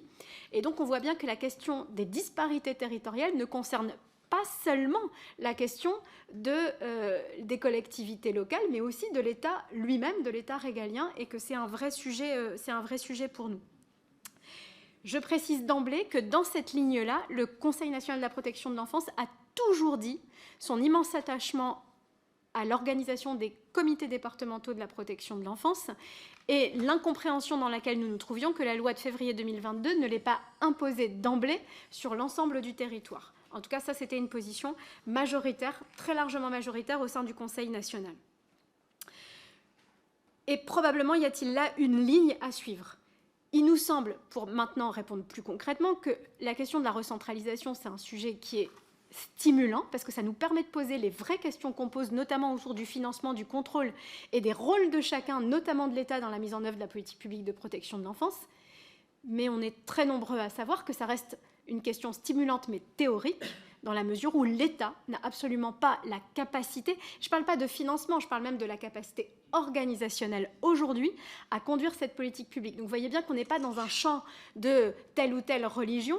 Il nous faut aujourd'hui défendre la responsabilité conjointe de l'État et des collectivités dans la conduite de ces missions de protection de l'enfance. Voilà, à moyen terme ou à plus long terme, on n'a pas eu le débat plus prospectif au sein du Conseil, mais on sait tous, au sein du Conseil en tout cas, du bureau, c'est clair, parce qu'on a souvent eu ces échanges, que ça n'est pas la réponse, la recentralisation, au drame que nous connaissons aujourd'hui. Voilà. Donc ça, c'est important parce que ça veut dire qu'il ne faut pas déplacer le sujet. Quand on disait tout à l'heure qu'on appelait des réponses immédiates sur certaines questions, la réponse immédiate ne peut pas être la question de la recentralisation aujourd'hui. Passionnante. Sécurisation des recettes, puisqu'on reste sur les sujets de gouvernance. Oui, quand on a des financements qui sont largement liés aux dotations globales de fonctionnement qui n'ont pas été revues depuis des années, on se pose évidemment la question de savoir en quoi ces ressources permettent le financement de la protection des enfants dans le contexte très évolutif que j'ai décrit, autrement dit, d'une augmentation considérable des besoins et puis aussi d'exigences et d'ambitions plus importantes pour les enfants et les familles. Donc là-dessus, oui, après, rien ne nous dit que globalement il faut plus. En tout cas pour les collectivités. Ça ne veut pas dire que globalement en santé, par exemple, il ne faudrait pas davantage. Mais vous avez dit tout à l'heure, un plan Marshall, c'est aussi des dépenses. Alors ce n'est pas que des dépenses, c'est aussi des synergies et des alliances. Si déjà les services travaillaient davantage entre eux, on gagnerait là-dedans. Mais ne bottons pas en touche sur la question des dépenses. On s'est exprimé là-dessus au Conseil national de la protection de l'enfance. Il nous semble que prendre soin des enfants et mettre de l'argent dans la protection des enfants, c'est de toute façon non seulement un impératif éthique, mais aussi un investissement humain et financier. Une étude récente publiée dans le Lancet évoque le fait que quand on répond aux besoins précoces des enfants victimes de violences, on fait à terme une économie de 38 milliards d'euros. Et nous constatons un gap considérable entre la connaissance que nous avons des économies potentielles à faire et l'investissement qu'on est capable de faire. Autrement dit, on reste bloqué sur des arbitrages de très court terme. Et ça, indépendamment du niveau auquel on s'adresse.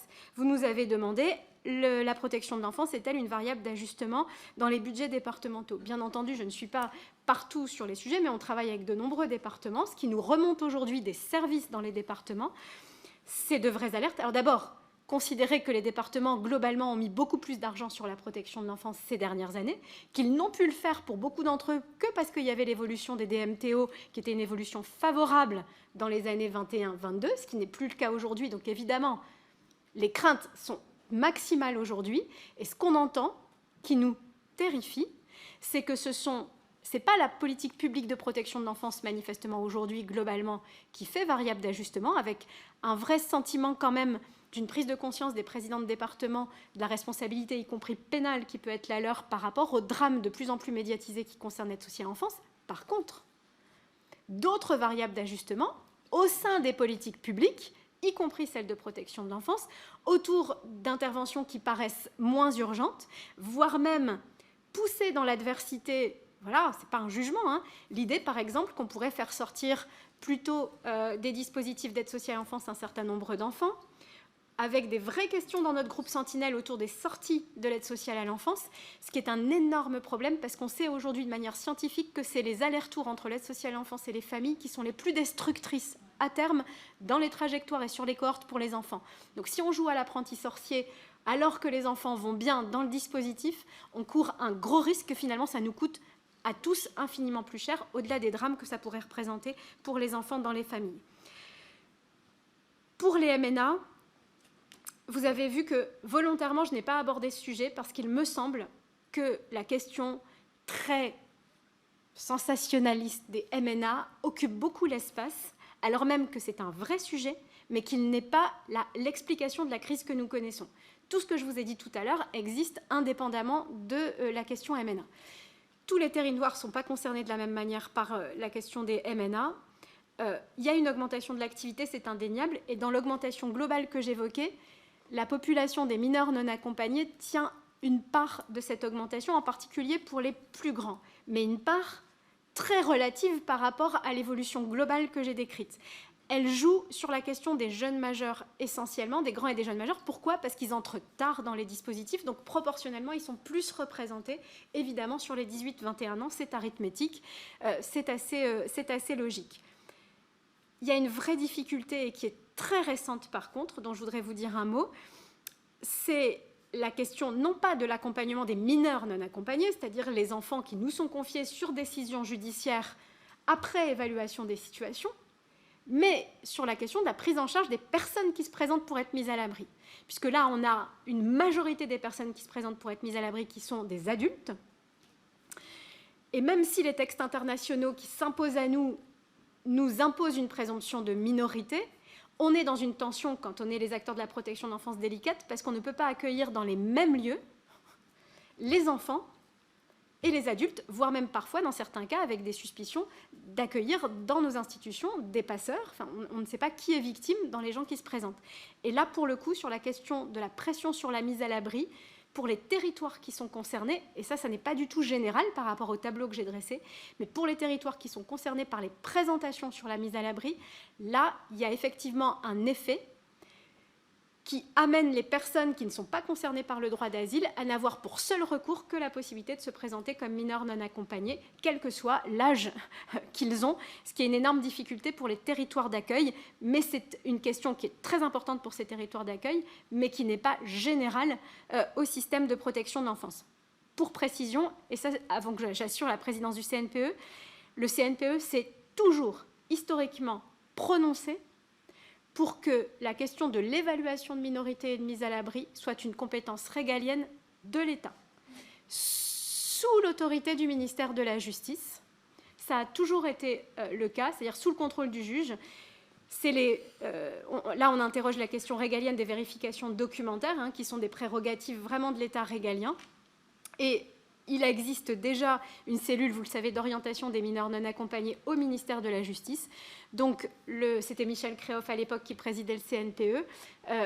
Le CNPE a une position constante pour dire que, très probablement, c'est à cet endroit précis, du côté de la protection judiciaire de la jeunesse, que cette question de l'orientation vers le dispositif de protection des enfants devrait être organisée et avoir lieu. Sur la question des décrets, le décret de taux d'encadrement n'est pas un décret prévu par la loi de février 2022. C'est un engagement pris par Adrien Taquet à l'occasion des débats parlementaires, mais l'amendement concerné a été retiré, souvenez-vous-en. Donc c'est un décret qui n'est pas prévu par la loi. Dans les décrets qui sont prévus par la loi, il me semble qu'il reste juste à prendre la base nationale d'agrément des assistants familiaux. Et on a été saisi pour partie de ce texte. Donc il y a quelque chose en route de ce point de vue-là. Mais je ne veux pas botter en touche. Le Conseil national de la protection de l'enfance s'est prononcé en faveur des taux d'encadrement. Pas sur la réactualisation d'un projet de décret qui avait été enterré il y a longtemps, parce que ce projet de décret clivait le secteur de la protection de l'enfance et les associations elles-mêmes. Ce n'était pas du tout un décret qui suscitait du consensus. Mais par contre, il nous semble qu'il faut aborder autrement les taux d'encadrement, non pas par rapport à l'offre de services, mais par rapport aux besoins fondamentaux des enfants. Sachez qu'au Conseil national de la protection de l'enfance, on a demandé à Marie-Paule Martin-Blaché, qui a présidé la démarche de consensus sur les besoins de l'enfant, de nous aider à travailler une recommandation qui fédère les uns et les autres pour demander des taux d'encadrement en protection de l'enfance. Donc oui, le CNPE est favorable à ce que cette question soit référencée, c'est-à-dire qu'il y ait une norme s'agissant de ces questions, comme dans d'autres politiques publiques. Et le texte, vous l'avez, on vous l'a passé, je n'ai pas le temps de le détailler ici. Par contre, qui est très centré sur tant d'enfants de tel âge à tel âge, tant d'enfants avec des besoins particuliers. On a eu une écoute très attentive du gouvernement sur notre proposition, sauf que dans notre proposition, comme je l'ai dit tout à l'heure, on a été cohérent, c'est-à-dire qu'on a dit qu'il fallait un effort des collectivités territoriales sur la question des besoins fondamentaux des enfants, c'est-à-dire garantir des taux d'encadrement qui soient définis. Mais par exemple, on n'a pas été entendu sur la partie complément par l'État dans ses compétences régaliennes sur les besoins particuliers quand les enfants sont en situation de handicap pour mettre en place des forfaits soins, etc. Donc là-dessus, il faut regarder notre proposition sur les taux d'encadrement. Du coup, le chiffre de 1,5 milliard, il a été calculé par l'ANMEX et le GEPSO par rapport à une organisation qui est liée à des normes conventionnelles sur des tailles d'unités. Donc, il est un peu décalé par rapport aux travaux qu'on a fait. Et surtout, il ne prend pas en compte la révision du décret de 74 sur les 0-3 ans. Or, c'est une préoccupation très forte du CNPE qu'on commence notre travail sur les taux d'encadrement à partir de cette dimension des 0-3 ans. J'ai à peu près fait le tour de toutes les questions. Vers où vont les professionnels, vous l'avez dit, ils peuvent aller faire de la nouvelle agriculture, des fraises et être paysans, ça arrive assez fréquemment finalement. Quant au suicide des adolescents, les chiffres de Santé publique France disent qu'on ne sait jamais finalement ce qu'il en est, probablement une attention plus poussée, mais il y a quand même quelque chose de l'ordre d'un phénomène singulier par rapport notamment aux très jeunes filles dont on a pu dire d'une manière très vulgarisée qu'elles passaient à l'acte plus tôt et avec des méthodes plus violentes. On a pu dire des méthodes de garçons sur des actes qui peuvent très vite être définitifs, alors que ce n'était pas quelque chose en tout cas qui était connu ni dans les services de protection de l'enfance ni plus largement, mais je propose à Nathalie Vabre de compléter. Et est-ce que vous êtes d'accord pour qu'on laisse la parole pour terminer à 2 leviers qu'on identifie nous pour pouvoir agir, et peut-être Nathalie compléter là-dessus et dire comment on peut agir pour la santé des enfants, ce qui nous permettrait de faire beaucoup d'économies finalement ensuite. Et puis Céline interviendra plus précocement sur la question des besoins des familles.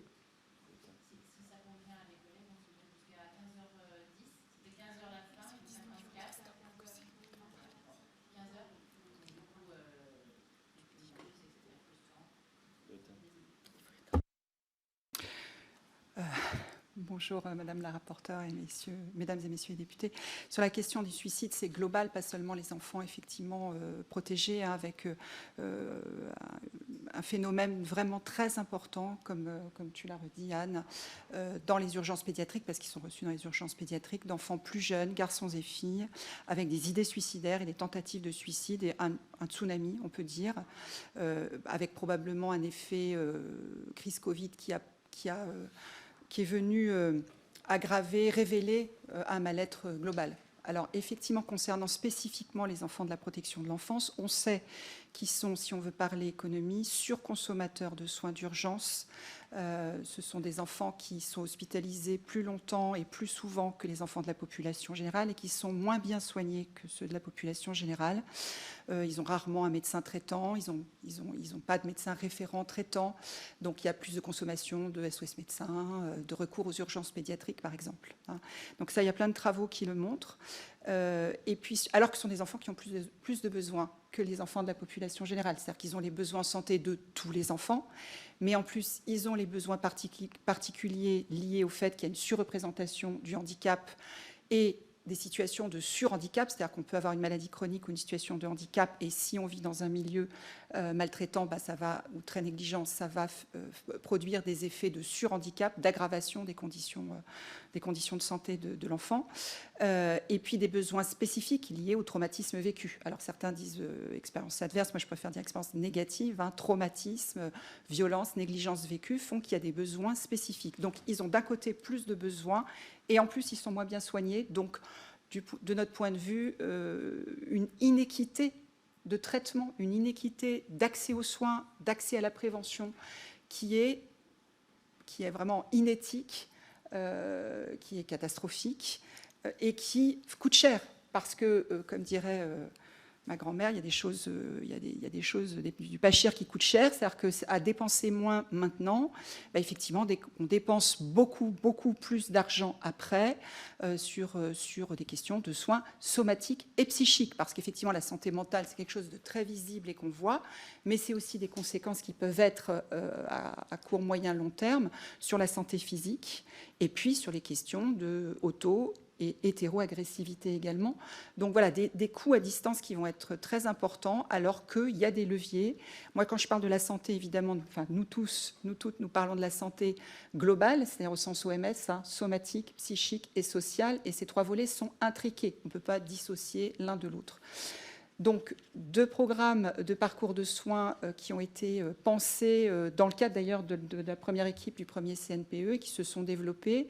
Alors, je vais parler de celui qui n'est pas le mien en premier, qui est Pégase, qui est un parcours de soins pour les enfants de 0 à 7 ans qui ont été pris en charge en pouponnière pour qu'ils aient des soins spécifiques dès la prise en charge et jusqu'à leurs 7 ans, même s'ils sont sortis de la pouponnière. Donc un programme très, très spécifique avec des soins très importants, mais sur une population d'enfants, enfin, comment on va dire, sur un viseur particulier de très petits enfants en pouponnière. Et puis Santé protégée, qui est né de ces constats, hein, le parcours que nous avons, dont je suis coporteur avec la direction générale, avec la DGCS. Vous avez posé la question du soutien, moi en tout cas de mon point de vue en tant que médecin hospitalier et coordinatrice du NUAPED qui a coporté avec un médecin référent protection de l'enfance. Vous voyez les collaborations avec le département sur les constats qui sont faits. On a présenté à l'article 51 ce Santé protégée et ça a été très soutenu et coporté par la DGCS. Donc un programme qui est de dire, là qui est dans le cadre d'une expérimentation donc pour les 0-18 ans, on aimerait vraiment que ce soit 0-21 ans. Hein, on ne va pas abandonner les enfants à 18 ans, c'est tous pour ceux qui en ont qu'on les porte bien au-delà de 21 ans, tant financièrement qu'affectivement et que psychiquement, etc. Mais pour l'instant, l'expérimentation, c'est 0-18, avec des idées vraiment d'une extrême simplicité et un forfait dans l'expérimentation qui est très modeste, de 430 €. C'est-à-dire qu'il faut coordonner les soins, parce que s'il n'y a pas quelqu'un qui coordonne, qui est là et qui dit, qui regarde l'enfant, il est là, ensuite il est là, il faut que son dossier de soins il soit à un endroit et qu'on puisse le suivre et qu'on puisse voir quelles préconisations ont été faites par le médecin, est-ce que c'est suivi, pourquoi c'est pas suivi, est-ce que les rendez-vous ont été faits, etc. Enfin, j'ai peur d'être trop longue, il faut que je laisse la place à Céline, je pourrais vous donner les détails après. Voir le médecin tous les ans avec les bilans, appliquer la loi de 2016. On parlait d'appliquer les textes de loi. Ben, la loi de 2016, suite à tous les travaux, dit il faut qu'il y ait un bilan d'entrée et puis un bilan annuel pour les enfants protégés, bisannuel pour les moins de 2 ans. Il n'est pas appliqué, seulement un tiers des enfants, peut-être, hein, parce que ce n'est même pas tous les territoires qui ont répondu, ont un bilan, les enfants confiés, pas ceux qui ont des mesures à domicile. Il faut remettre la notion de prévention, de médecin traitant au cœur des familles et auprès des enfants, de prendre soin, d'au moins que ce bilan soit revalorisé. Alors, il y a déjà une revalorisation par l'assurance maladie depuis juillet 2022 du bilan d'entrée. Il faudrait que tous les bilans obligatoires à eux soient revalorisés pour que le médecin prenne le temps, effectivement, à 46 €. Donc, médecins pédiatres font ce bilan. On est sur 4 départements et la PJJ de Loire-Atlantique.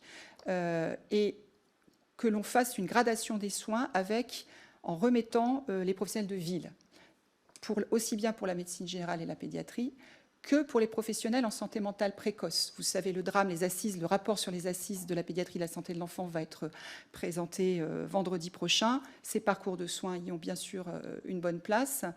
Les parcours de soins en pédiatrie, on connaît, hein, notamment la santé des prématurés, on sait faire. On a montré en 20 ans qu'on diminuait la morbimortalité. Donc c'est copié sur ce type de dispositif dont on sait qu'il fonctionne. Et donc pouvoir offrir très précocement, même d'ailleurs quand une mesure a été décidée mais n'est pas exécutée. Vous savez que beaucoup de mesures ne sont pas tout de suite exécutées, qu'il y a du temps, puisque justement il y a des difficultés. Le programme de soins peut débuter, c'est-à-dire qu'on peut faire le bilan chez le médecin, que l'enfant soit dans sa famille ou qu'il soit confié chez le médecin référent. Et juste les soins en santé mentale précoce, c'est-à-dire les psychologues, les ergothérapeutes, les psychomotriciens, il y en a, ils sont là. Et je voulais vous dire que dans tous les départements, malgré les déserts médicaux, les professionnels de ville qui nous avaient été présentés comme un obstacle, ils sont débordés, ils ne feront pas, ils ont répondu présent, je pourrais vous fournir des chiffres, enfin voilà, ils sont là, on peut faire du travail ville-hôpital, et c'est un bon levier avec les familles, parce que les familles, ils attendent ça, qu'on prenne mieux soin de la santé de leurs enfants, et qu'on soit auprès d'eux. Et quand les enfants se sont confiés, ben là aussi, ils ont plus de nouvelles de la santé de leurs enfants. Et il y a des choses, il y a une vraie coordination et un vrai suivi. Mais je pourrais bien sûr vous donner tous les documents attenants à ces dispositifs. Sur ce point en particulier, en 2 mots, le Conseil national de la protection de l'enfance est inquiet des modalités de la généralisation, parce qu'on vous répondra « Non, c'est prévu, on va généraliser ». Là, ce qu'on est en train de vous dire, c'est que les modalités de la généralisation pourraient passer à côté du sujet. Donc, c'est un gros enjeu pour nous. On a démontré que sur une journée d'hospitalisation, on dépense ce dont nous, on aurait besoin sur une année de suivi pour un enfant. Autre point important, les études de cohorte menées dans le cadre du programme Pégase, juste avant, montrent que c'était les enfants les plus à risque, qui étaient dans une santé désastreuse, qui s'en sortent le mieux finalement, parce qu'il y a le programme de santé coordonné. Donc on parlait tout à l'heure des enjeux à faire des économies ensuite. Là, c'est une mesure extrêmement concrète et on a très très peur de ne pas être entendu dans nos propositions là-dessus. Mais Nathalie avait raison de dire aussi un vrai levier de travail avec les familles. C'est un levier de travail avec les familles parce que même des fois, on peut arriver à éviter des dégradations quand on prend soin de la famille. Et là, dans Santé Protégée, on a pu montrer aussi sur une petite cohorte, en regardant les données du SNDS, qu'il y a une diminution significative des consommations de soins d'urgence et des hospitalisations. Parce qu'on va être obligé de... Excusez, je suis vraiment désolée parce que du coup, mes collègues vont partir. Donc, on va être obligé de mettre fin à nos travaux. J'ai juste une question parce qu'hier, nous avons reçu Céline Gréco. Je veux juste savoir si au sein du CNPE, la proposition santé protégée, le forfait soins, ce qui vient d'être exposé, est coordonné avec ce que nous a présenté Céline Gréco en matière de travaux autour de la prise en charge des enfants. Qu'on ne soit pas sur des doubles... C'est très important parce que dans le cadre de la commission d'enquête, on a retenu hier des propositions qui ont été faites de manière très claire par Céline Gréco sur le projet qu'elle porte et dont le premier pilote va être ouvert sur Paris prochainement. Voilà. Et donc, du coup, on a besoin que, y compris dans les écrits qu'on va recevoir de votre part, ou qu'on a déjà reçus dans certains documents, qu'on soit bien coordonné et qu'on ait cette vision globale, en fait, sur les santé protégées, sur le forfait soins, qui, on le sait, est très bas en termes de coûts. Il faudrait l'augmenter pour une prise en charge qui réponde aux besoins des enfants. Je voulais juste avoir ce point-là. Et comme je suis obligée d'après de clore, je veux juste savoir oui-non, si on peut faire un oui-non, si c'est bien coordonné, ce qui nous permettra après de revenir vers vous si ça ne s'habitait pas en échange. Céline Gréco, vous le savez probablement, c'est la co-animatrice avec Nathalie de la commission santé du CNPE. Donc tout ça est très maillé. Le centre de santé, c'est pas là maintenant, hein, c'est-à-dire que ça ne démarre pas maintenant. Hein, c'est en 2025 avec peut-être d'autres centres de santé qui sont tout à fait cohérents avec la possibilité de parcours de santé coordonné. Donc la réponse est oui. Et j'ai une demande. Est-ce qu'il est prévu que la commission puisse entendre ATD sur la question de la place des parents pour que vous voyez bien que ce n'est pas du tout contradictoire avec la question du prendre soin des enfants que de pouvoir faire attention à ce que vivent les parents dans les différentes étapes, y compris les séparations. Ce sont des contributeurs extrêmement fructueux. Voilà, je ne sais pas si j'ai la possibilité d'insister, mais il me semble qu'il serait difficile que vous ne puissiez pas entendre ce qu'ont préparé les enfants. En plus, je sais votre attention autour de la situation des tout-petits. Au sein d'ATD, il y a eu tout un travail qui a été fait avec des parents sur la manière dont ils percevaient l'intervention des travailleurs sociaux ou des bénévoles quand ils avaient de très jeunes enfants. Et je pense qu'il y a là, dans les constats qui ont été dressés, des choses qui pourraient vraiment vous intéresser et qui ne sont pas du tout contradictoires avec l'idée de mieux prendre en compte les besoins de l'enfant et de lutter contre les maltraitances qui leur sont faites.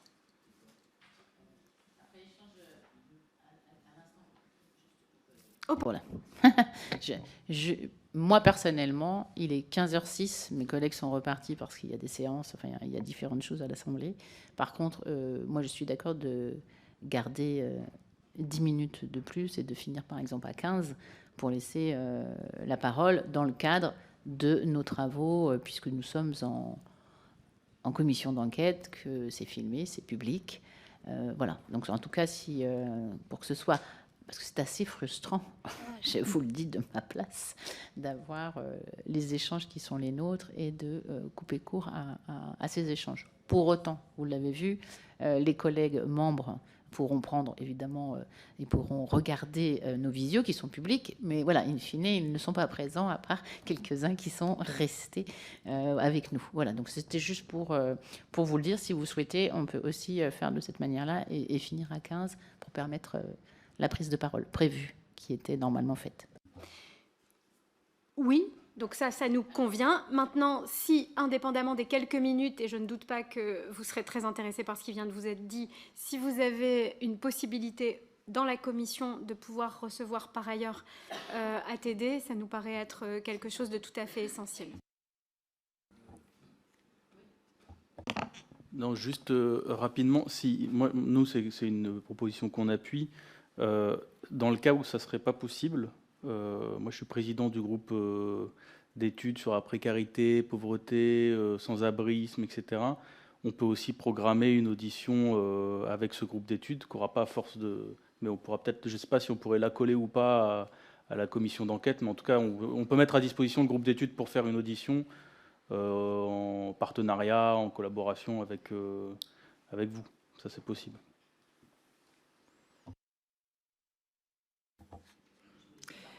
Merci beaucoup pour cette proposition. L'intervention qui était prévue de ma part est donc pas tant uniquement au nom d'Atelier Carmonde qu'au nom du groupe de travail dédié à la question des parents concernés par l'intervention de la protection de l'enfance dans leur vie familiale, qui a été créé au sein du CNPE. Et donc j'avais prévu de prendre plus de temps déjà juste pour faire exister la notion de parents concernés, parce qu'effectivement, voir arriver dans sa vie familiale l'intervention de l'institution de protection de l'enfance, qu'on l'ait demandé, certains parents demandent de l'aide, qu'on ne l'ait pas choisi du tout, que ça se passe bien ou que ça se passe difficilement. C'est une expérience de parents qui a des conséquences sur les enfants. Donc la notion même de parents concernés, je voulais l'amener là. Et je ne vais pas prendre le temps de développer tout ce qu'on ne sait pas sur ces parents, tellement ils sont invisibles dans le paysage de cette politique publique. Pardon ? Ils sont invisibles en France. Absolument. Absolument. Mais parmi les quelque chose qu'on sait sur eux, c'est qu'ils sont donc très nombreux, plus de 300 000 enfants concernés, c'est pas compliqué de faire le calcul, qu'ils sont souvent en situation de grande précarité. Les plus pauvres sont un public massivement concerné par la protection de l'enfance et par le placement des enfants en particulier. Et à force d'avoir, et que dans leur majorité, ce ne sont pas des parents maltraitants, ce sont des parents en difficulté, ce sont des parents auprès de qui leurs enfants ne trouvaient plus, ou pas assez, des conditions qui leur permettaient de bien grandir, mais il ne faut pas réduire cette population de parents à sa frange la plus dysfonctionnelle, la plus violente. Il y a des études qui ont été faites là-dessus, sur des cohortes restreintes, parce qu'on n'a pas de chiffres globaux. Mais sur 809 enfants en 2009, Mesdames Fréchon et Bouju ont trouvé 22% de placements pour cause de maltraitance. Ça veut dire que tous les autres placements avaient d'autres raisons que de la maltraitance. Alors, ce que je voulais amener le reste de mon propos en lien avec cette question que vous avez posée sur, ou votre collègue, quelles conséquences peut avoir la crise concrète, la crise des ressources humaines sur les dispositifs de protection de l'enfance. Eh bien, elles ont plein de conséquences sur les professionnels qui s'occupent des enfants, sur les institutions, mais elles ont aussi des conséquences sur le droit des enfants à voir leurs parents, tout bonnement, et réciproquement, le droit des parents à continuer à être les parents de ces enfants. Ça me faisait penser à cette petite fille de 6 ans dont j'accompagne la famille en ce moment à Lille, qui a été placée très récemment, le mois dernier, alors en l'absence de toute notion de violence intrafamiliale. Le juge a décidé qu'elle pourrait voir ses parents 1 heure par mois. 1 heure par mois, le calcul est vite fait, ça veut dire que quoi qu'on reproche à ses parents, ils ont 12 heures par an pour tâcher d'améliorer le lien qui les unit à cette petite, pour tâcher de mettre au travail des compétences parentales. De qui se moque-t-on ? En fait, très concrètement, le manque de ressources humaines, là, conduit les juges à dimensionner ce qu'on va proposer aux parents et aux enfants en fonction de la possibilité ou non des services de les mettre en œuvre. Le juge, il sait que s'il dit cette petite doit voir ses parents 2 heures par semaine, soyons fous, eh ben, ce ne sera juste pas possible. Le service n'a pas les moyens humains de les mettre en œuvre. Donc, il ne veut pas faire de promesses pas tenues. Voilà. Je précise que ces parents ont fait eux-mêmes la démarche de faire une information préoccupante et qu'ils se retrouvent avec cette petite placée. C'est eux qui avaient demandé de l'aide et cette aide, il se trouve, n'est pas celle qu'ils demandaient. Alors, ça me permet de remettre la notion de protection de l'enfance dans sa mission la plus large et la plus noble, j'ai envie de dire, dans le sens du Code de l'action sociale et des familles, où la protection de l'enfance, elle est définie comme un service aux familles. Elle est définie comme participant d'une politique familiale. Alors, s'il vous plaît, on essaye d'éviter de réduire la protection de l'enfance à la question du placement, et on s'y efforce, on continue au CNPE, le placement qu'on essaye d'éviter ou le placement qu'on réalise le moins mal possible. Même la notion de prévention, finalement, j'ai l'impression qu'on en parle uniquement par rapport au placement. La prévention, elle est là pour l'éviter, le placement. Et puis un jour, compte tenu des moyens mis dans la prévention, les mesures à domicile franchissent souvent pas le seuil d'impact. Et du coup, on en arrive à la nécessité de placer un jour. Alors que le cadre d'une politique publique préventive, de soutien global à la famille, comprenant une dimension nécessaire de protection de l'enfance, on n'a aucun problème avec ça, ben c'est bien plus que ça. Et c'est pas impossible à imaginer, et c'est déjà prévu dans les lois, on le redit. Pas juste une question de nouvelles lois, mais vraiment donner au système la possibilité de les appliquer. Ça tient en quelques points. Soutien approprié aux parents dès avant la naissance, avec des actions de protection, si besoin, graduées et ajustées, pour eux-mêmes et pour leurs enfants en fonction des situations. Mais ça veut dire aussi d'avoir en tête les conditions de vie, les conditions d'emploi, les conditions de logement de ces parents. Faire famille en situation de très grande pauvreté, c'est une expérience infernale. Et ces parents ont plus besoin d'aide que d'être punis. La protection, l'éducation des enfants, c'est pas non plus que l'affaire des seuls parents. Et c'est pas réductible à un face-à-face entre parents et travailleurs sociaux. Aucun parent peut y arriver seul, pauvre ou pas pauvre. Aucune institution n'y suffit. C'est l'affaire de la société tout entière. Et là, ça ouvre le champ des possibles, au-delà d'une sorte de binarité éternelle entre l'AEMO ou le placement, les parrainages de proximité, le fait de donner la priorité aux ressources familiales et environnementales de l'enfant. Il y a des choses là qui peuvent être recherchées, reconnues, mobilisées, organisées si besoin. Et on en arrive à des séparations qui devraient intervenir que lorsque toutes les autres possibilités d'agir sont insuffisantes ou inadaptées, et cesser dès que possible, sans perdre de vue l'intérêt supérieur de l'enfant. Dernier point, l'obligation de participation effective au processus décisionnel. Ça avance pour les enfants, ça avance quand même vachement moins pour les parents, avec des effets délétères, avec des effets durables du vécu de situations de discrédit et de stigmatisation, et qui conduit finalement les parents à fuir les lieux d'accueil et de soutien, pourtant éventuellement publics, pourtant éventuellement presque gratuits, pourtant où il y a plein de bienveillance comme la PMI, comme les lieux d'accueil enfants-parents, etc., au détriment de leurs enfants, bien sûr. Et ça pourra leur être reproché. Alors que quand on essaye de voir les choses de leur point de vue, il y a des logiques à l'œuvre qu'on peut comprendre. Donc, je vois qu'il est 15. Il est 15. Juste un mot, je pense que ça vous a mis en situation d'essayer d'en savoir plus. Je précise quand même parce que Céline, on ne s'était pas concertée à évoquer l'étude d'Isabelle Fréchon en 2009, et elle a évoqué les maltraitances. C'était les violences, parce que la population d'enfants maltraités au sens de la définition, qui est la définition actuelle au plan scientifique, c'est bien l'ensemble du champ, c'est les violences et les négligences graves. Absolument. On peut avoir des parents tout à fait compliants dont les enfants sont dans des situations de danger grave, en négligence grave. Donc là, on est vraiment très centré sur la question vraiment de la prise en compte du vécu, de la compréhension par les parents de ce qui se passe, avec cette nécessité de se centrer sur l'enfant, mais se centrer sur l'enfant ne doit pas nous conduire à oublier ce que vivent les parents, faute de quoi on passe à côté de l'impératif des besoins des enfants. Le dépistage des violences dans les bons milieux sociaux est beaucoup plus difficile. Oui. Merci beaucoup. Et donc, du coup, on fera des propositions, bien évidemment. On va regarder tout cela pour essayer de répondre, y compris à la sollicitation que j'ai eue de manière officielle pour demander il y a quelques heures, oui, que j'ai vu. Donc voilà, donc nous allons regarder ça. Juste vous dire que d'une, c'est un sujet qui est passionnant, d'autres pays.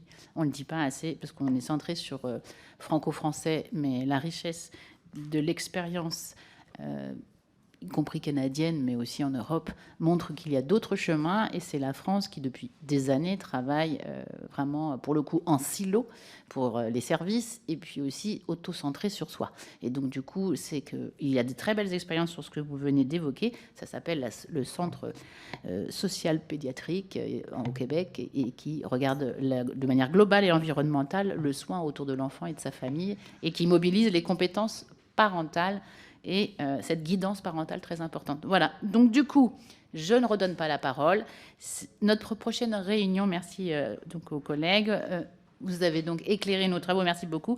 Notre prochaine réunion se déroulera demain jeudi avec l'audition de la direction de la protection judiciaire et de la jeunesse. Grand sujet autour de l'enfance et de sa protection, y compris dans sa prévention. Donc je lève notre réunion et merci beaucoup.